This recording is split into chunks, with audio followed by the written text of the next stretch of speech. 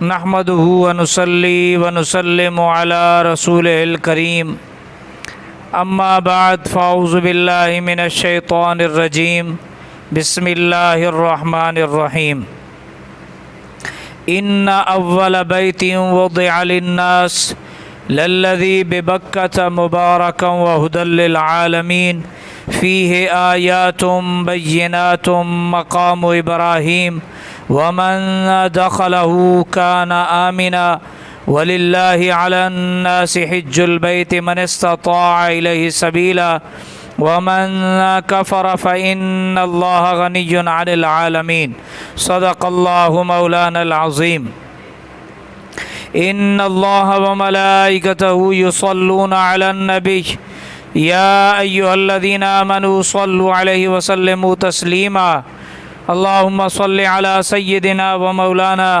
محمد وعلى آل سيدنا ومولانا محمد وبارك وسلم۔ محبت کے ساتھ درود پاک پڑھیے۔ الصلاۃ والسلام علیک یا رسول اللہ وعلی آلک واصحابک یا حبیب اللہ۔ آج کا جو ہمارا موضوع ہے وہ ہے حج کے فضائل۔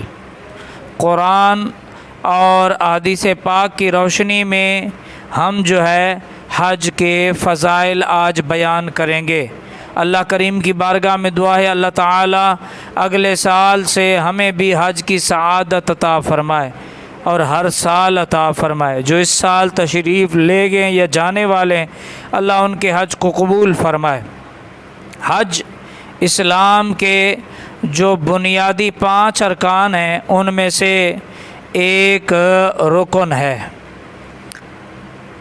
حج مسلمانوں کے لیے ایک اہم فریضہ ہے۔ مسلمانوں کا ایک سالانہ اجتماع ہے۔ جتنے بھی مذاہب ہیں سب کے سالانہ اجتماعات ہوتے ہیں۔ یہودیوں کا سالانہ اجتماع فلسطین میں مسجد اقصی کے پاس دیوار گریہ کے پاس پوری دنیا سے یہودی اکٹھے ہوتے ہیں اور وہاں وہ آہوزاری کرتے ہیں، جناب عزیر علیہ السلام کو اپنی مدد کے لیے پکارتے ہیں۔ تقریباً اس سالانہ یہودیوں کے اجتماع میں جو یہودی اکٹھے ہوتے ہیں تقریباً ان کی تعداد کم و بیش 25,000۔ اسی طرح عیسائیوں کے 3 اجتماعات ہوتے ہیں یونان کے اندر، ایک پوپ کی تاج پوشی، دوسرا کرسمس ڈے اور ایک اور۔ تقریباً 2 لاکھ کے قریب عیسائی یونان میں جمع ہوتے ہیں ان اپنے اجتماعات میں۔ اسی طرح ہندوؤں کا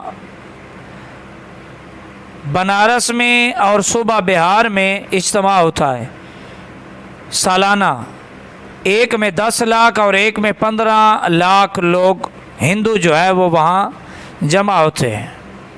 اسی طرح بدھ مت، بدھ اشت، ان کا سری لنکا میں اجتماع ہوتا ہے۔ تقریباً یہ 1 لاکھ کے قریب بدھ مت جو ہے وہ یہ سری لنکا میں جمع ہوتے ہیں۔ لیکن قربان جائیں مسلمانوں کی عظمت پر اور حضور نبی پاک صلی اللہ علیہ وسلم کی امت کی عظمت اور شان پر کہ ایک ہی لباس میں، ایک ہی جگہ، ایک ہی زبان پر کلمہ ہے۔ تقریباً 30 سے 35 لاکھ کم و پیش لوگ جو ہے ایجنسیوں کی رپورٹ کے مطابق وہ ہر سال حج میں شریک ہوتے ہیں۔ اور ایسا روحانی اجتماع، ایسا روح پرور اجتماع، ایسا بابرکت اجتماع، ایسا ایمان افروز اجتماع دنیا میں کسی اور مذہب میں نظر نہیں آتا جو مسلمانوں کا الحمدللہ رب العالمین مکہ کی سرزمین پر یہ اجتماع حج کی صورت میں ہوتا ہے۔ تو 9 ہجری میں مسلمانوں پر یہ حج جو ہے وہ فرض ہوا۔ میں نے آپ حضرات کے سامنے جو قرآن مجید فرقان حمید کی 4 سپارے میں سے ایک آیہ کریمہ تلاوت کرنے کا شرف حاصل کیا، اس کا ترجمہ آپ سماعت فرمائیں۔ ان اول بیت وضع للناس بے شک پہلا گھر جو لوگوں کے لیے بنایا گیا للذی ببکۃ مبارکا وہدی للعالمین، وہ ہے جو مکہ میں ہے، برکت والا اور ہدایت تمام جہان کے لیے۔ فیہ آیات بینات مقام ابراہیم، اس میں کھلی ہوئی نشانیاں ہیں۔ مقام ابراہیم ان میں سے ایک نشانی ہے، اور جو شخص ومن دخلہ کان آمنا، اور جو شخص اس میں داخل ہوا وہ باامن ہے۔ وَلِلَّهِ عَلَى النَّاسِ حِجُّ الْبَيْتِ مَنِ اسْتَطَاعَ إِلَيْهِ سَبِيلًا، اور اللہ عز و جل کے لیے لوگوں پر بیت اللہ شریف کا حج ہے جو شخص باعتبار راستہ کے اس کی طاقت رکھتے ہوں۔ وَمَنْ كَفَرَ فَإِنَّ اللَّهَ غَنِيٌّ عَنِ الْعَالَمِينَ، اور جو کفر کرے تو اللہ تعالیٰ سارے جہانوں سے بے نیاز ہے۔ تو یہاں بتایا گیا کہ جو سب سے پہلے عبادت کے لیے مسلمانوں کا روئے زمین پر گھر بنایا گیا وہ کون سا گھر ہے بیٹا؟ بیت اللہ۔ مکہ شریف میں جو بیت اللہ ہے، اللہ کا گھر ہے، روئے زمین پر سب سے پہلے اللہ کا گھر وہ بنا ہے، اور وہ لوگوں کے لیے ہدایت ہے، وہ لوگوں کے لیے سراپائے رحمت ہے، سراپائے کرم ہے، سراپائے مغفرت و بخشش ہے، اس کی بڑی عظمتیں ہیں لوگوں میں بھی، اللہ کے ہاں بھی اور اللہ کے رسول کے ہاں بھی۔ وہ بڑی بعظمت والا گھر ہے، اور فرمایا وہاں پر بہت ساری کھلی نشانیاں ہیں، ان میں سے ایک مقام ابراہیم بھی ہے۔ یہ مقام ابراہیم وہ ہے، یہ وہ پتھر ہے جہاں پر جس پتھر پہ کھڑے ہو کر حضرت ابراہیم علیہ السلام بیت اللہ شریف کی تعمیر فرمائی۔ اس پتھر کے اندر خاصیت یہ تھی کہ جیسے جیسے تعمیر اوپر ہوتی، دیوار اونچی ہوتی، تو یہ پتھر بھی اونچا ہوتا جاتا۔ تو وہاں اس پتھر پر حضرت ابراہیم علیہ السلام کے جو ہے وہ قدم مبارک نقش ہیں۔ تو جہاں نبی کے قدم لگے ہیں، اللہ فرما رہا ہے وہ میری نشانیاں ہیں، اور جو اللہ کی نشانیوں کی عزت کرے، ان کی تکریم کرے، ان کا احترام کرے، تو اللہ تعالیٰ فرماتا ہے ہم اسے دلوں کا تقوی عطا فرماتے ہیں۔ تو اس میں سے ایک اللہ کی نشانی صفا مروہ بھی ہے، دو پہاڑیاں ہیں جس کے درمیان دوڑتے ہیں۔ اور پھر آگے اللہ تعالیٰ نے فرمایا جو آدمی طاقت رکھتا ہو، جس کے اوپر حج کی شرائط پائی جاتی ہوں، اس کو چاہیے کہ وہ کیا کرے، اللہ کے گھر کا طواف کرنے کے لیے اس طرف کا سفر کرے۔ اور پھر ایک اور مقام پر اللہ تعالیٰ نے فرمایا وَأَتِمُّ الْحَجَّ وَالْعُمْرَةَ لِلَّهِ، حج و عمرہ کو اللہ عز و جل کے لیے پورا کرو۔ حج اور عمرہ کو اللہ کے لیے کیا کرو؟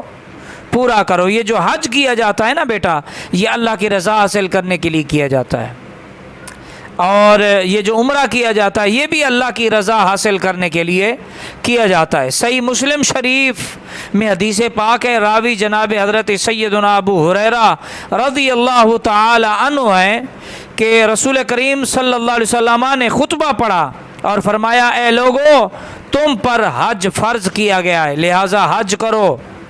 تو ایک شخص نے عرض کی یا رسول اللہ صلی اللہ علیہ وآلہ وسلم کیا ہر سال حج فرض ہے؟ کیا ہر سال حج فرض ہے؟ اللہ کے نبی نے سکوت فرمایا، خاموش رہے۔ اس نے دوسری مرتبہ پوچھا، پھر بھی اللہ کے نبی خاموش رہے۔ پھر اس نے تیسری دفعہ جب پوچھا تو اللہ کے نبی صلی اللہ علیہ وسلم نے ارشاد فرمایا اگر میں ہاں کہہ دیتا تو تم پر واجب ہو جاتا اور تم سے نہ ہو سکتا۔ ہر سال میں اگر ہاں کہہ دیتا کہ ہاں ہر سال حج فرض ہے تو تم پر واجب کر دیا جاتا، فرض کر دیا جاتا، اور تم سے نہ ہو سکتا۔ تو اللہ کے نبی صلی اللہ علیہ وسلم نے فرمایا جب تک میں کسی بات کو بیان نہ کروں تو مجھ سے سوال نہ کرو۔ اگلے لوگ کثرت سوال اور پھر انبیاء کرام کی مخالفت سے ہلاک ہوئے۔ پھر کیا ہے؟ انبیاء کرام کیا ہے؟ انبیاء کرام کی مخالفت سے، کثرت سوال، وہ اپنے نبیوں سے کثرت سے سوال کرتے تھے، اور پھر وہ سوال کرنے پر اللہ کے نبی ان کے لیے ہاں فرما دیتے، وہ چیزیں ان پر ضروری آ جاتی اور وہ پھر کر نہیں پاتے تھے۔ تو اللہ کے نبی نے فرمایا اگلے لوگ جو ہلاک ہوئے نا، ان کی ہلاکت کی ایک مین وجہ یہ بھی تھی کہ وہ اپنے نبیوں سے کثرت سے سوال کرتے تھے۔ فرمایا تم ان کی طرح مجھ سے کثرت سے سوال نہ کرو، جتنی بات بیان کر دوں بس اسی کو اپنے لیے راہ ہدایت سمجھ لو۔ اللہ کے نبی صلی اللہ علیہ وسلم نے فرمایا لہذا جب میں کسی بات کا حکم دوں تو جہاں تک ہو سکے اسے کرو، اور جب میں کسی بات سے منع کر دوں تو اسے کیا کر دو؟ چھوڑ دو۔ اللہ اکبر، اللہ اکبر۔ اسی طرح بخاری شریف کی حدیث ہے، راوی جناب حضرت سیدنا ابو ہریرہ رضی اللہ تعالیٰ عنہ ہے، حضور نبی رحمت تاجدار ختم نبوت امام الانبیاء صلی اللہ علیہ وآلہ وصحبہ وبارک وسلم کی جناب میں عرض کی گئی یا رسول اللہ صلی اللہ علیہ وآلہ وسلم سب سے افضل عمل کون سا ہے؟ کیا فرمایا بیٹا؟ سب سے افضل عمل کون سا ہے؟ تو اللہ کے نبی صلی اللہ علیہ وآلہ وصحبہ وبارک وسلم نے فرمایا سب سے افضل عمل یہ ہے کہ اللہ پر ایمان لانا اور اس کے رسول کریم صلی اللہ علیہ وسلم پر ایمان لانا۔ پھر عرض کی یا رسول اللہ صلی اللہ علیہ وآلہ وسلم اس کے بعد کون سا افضل عمل ہے؟ آپ صلی اللہ علیہ وآلہ وصحبہ وبارک وسلم نے فرمایا اللہ کے راستے میں جہاد کرنا۔ پھر عرض کی یا رسول اللہ صلی اللہ علیہ وآلہ وسلم اس کے بعد افضل عمل کون سا ہے؟ اللہ کے نبی صلی اللہ علیہ وآلہ وصحبہ وبارک وسلم نے فرمایا حج مبرور۔ مبرور یہ عربی کا لفظ ہے، اس کا مطلب ہے مقبول حج، یعنی وہ حج جس کو اللہ پاک مقبول کر لے، جو اللہ کی رضا کے لیے کیا جائے، رزق حلال خرچ کر کے کیا جائے اور خشوع خضوع کے ساتھ کیا جائے، اخلاص کے ساتھ کیا جائے، اور جس حج کو اللہ قبول فرما لے۔ اللہ کے نبی صلی اللہ علیہ وسلم نے فرمایا جس نے حج کیا، حج کرنے کے بعد اس نے اپنی زبان سے کوئی فحش کلام، کوئی برائی والی بات نہیں کی، اور اس نے کوئی نافرمانی والا کام بھی نہیں کیا، تو اللہ تعالیٰ ایسے حاجی کو گناہوں سے ایسے پاک کر دیتا ہے جیسے یہ ابھی ماں کے پیٹ سے پیدا ہوا ہو۔ یعنی جب بچہ ماں کے پیٹ سے پیدا ہوتا ہے بیٹا، مجھے آپ یہ بتائیں سامعین، کیا اس کے جسم پر کوئی گناہ ہوتا ہے؟ اس کے نامہ اعمال میں کوئی صغیرہ کبیرہ ظاہری باطنی چھوٹا بڑا کوئی گناہ ہوتا ہے؟ بچہ تو گناہوں سے معصوم ہوتا ہے۔ فرمایا جس کا اللہ حج قبول کر لیتا ہے نا، جس طرح بچہ ماں کے پیٹ سے پیدا ہونے والا معصوم ہوتا ہے نا، اس کے نامہ اعمال میں کوئی برائی نہیں ہوتی، تو اسی طرح جس کا اللہ حج قبول کر لے اللہ اس کے بھی گناہوں کو، اللہ اس کو بھی ایسے گناہوں سے پاک کر دیتا ہے۔ اللہ پاک اس کو بھی ایسے کو گناہوں سے کیا کر دیتا ہے؟ پاک کر دیتا ہے۔ اللہ اکبر، اللہ اکبر، اللہ اکبر۔ تو حضور نبی پاک صلی اللہ علیہ وآلہ وصحبہ وبارک وسلم کی ایک اور روایت ہے، راوی جناب حضرت عبداللہ ابن عباس رضی اللہ تعالیٰ عنہ ہے، رسول کریم صلی اللہ علیہ وسلم نے فرمایا جو مکہ سے حج کو پیدل جائے یہاں تک کہ مکہ پھر وہ پیدل واپس آئے، اس کے لیے ہر قدم پر 700 نیکیاں حرم شریف کی نیکیوں کی مثل لکھی جائیں گی۔ 700 نیکیاں حرم شریف کی نیکیوں کی مثل لکھی جائیں گی۔ بیٹا جو آدمی حرم شریف میں ایک نیکی کرے نا، تو اللہ تعالیٰ اس کو ایک نیکی کرنے پر 1,00,000 نیکیوں جتنا ثواب عطا فرماتا ہے، اور 700 نیکیاں اللہ اکبر حرم کی مثل اللہ پاک اس کو دیتا ہے جو بیت اللہ سے مکہ شریف سے پیدل حج کرنے کے لیے جائے۔ کہا گیا حرم کی نیکیوں کی کیا مقدار ہے؟ فرمایا ہر نیکی 1,00,000 نیکی ہے۔ تو اس حساب سے ہر قدم پر 7 کروڑ نیکیاں اللہ پاک حاجی کو عطا فرماتا ہے جو پیدل حج کرنے جاتا ہے۔ اور ایک اور روایت میں آتا ہے جو حاجی حج کرنے پیدل جائیں یا مکہ کی طرف پیدل جائیں، اللہ تعالیٰ کے فرشتے ان سے بغل گیر ہوتے ہیں، ان کو گلے سے ملتے ہیں، اور جو سواریوں پر سوار جائیں ان سے مصافحہ کرتے ہیں۔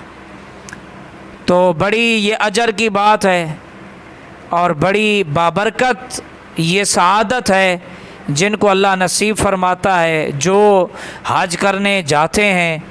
تو یقیناً جن کے حج اللہ قبول فرماتا ہے وہ گناہ اپنے سابقہ جو ہے وہ معاف کروا کے آتے ہیں۔ اسی لیے فرمایا گیا جب کوئی حاجی آئے تو گھر پہنچنے سے پہلے اس سے دعا کرواؤ۔ اور یہ بھی حدیث پاک میں آیا ہے کہ ایک تو حاجی کی اپنی بخشش مغفرت ہوتی ہے، دوسرا وہ حاجی جن لوگوں کے لیے وہاں دعا کرے نا مغفرت بخشش کی، اللہ حاجی کی عزت کرتے ہوئے اس کی دعا کو ان کے حق میں بھی قبول فرما کے ان کی بھی مغفرت کر دیتا ہے جن کی مغفرت کی حاجی نے اللہ سے دعا کی ہے۔ اللہ اکبر، اللہ اکبر، اللہ۔ اور حج کرنے والا، وہاں حرم جانے والا وہ ایسے ہے جیسے اللہ کا وہ مہمان ہو۔ تو اللہ کریم کی بارگاہ میں دعا ہے اللہ تعالی ہمیں بھی ہر سال حج کی سعادت عطا فرمائے، اور اللہ تعالی ہمیں بھی نبی پاک صلی اللہ علیہ وسلم کے روضہ اقدس کی بعد اب حاضری نصیب فرمائے، مدینہ شریف کا سفر نصیب فرمائے، اللہ پاک ہمیں مکہ شریف کا سفر نصیب فرمائے، اور اللہ تعالیٰ اگلے سال حاجیوں میں ہمارا نام بھی شامل فرمائے، اس سے پہلے ہمیں عمرہ بھی نصیب فرمائے، اور اللہ تعالیٰ ہمارے ماں باپ کو بھی، ہمارے بہن بھائیوں کو بھی، نبی پاک صلی اللہ علیہ وآلہ وصحبہ وبارک وسلم کی امت کے تمام مسلمانوں کو اللہ پاک حج و عمرہ کی سعادت عطا فرمائے۔ حاجیوں آؤ شہنشاہ کا روضہ دیکھو، کعبہ تو دیکھ چکے اب کعبے کا کعبہ دیکھو، کعبے میں گیا ناصر تو راز یہ کھلا کہ کعبے کا اشارہ بھی مدینے کی طرف ہے، وما علینا الا البلاغ المبین۔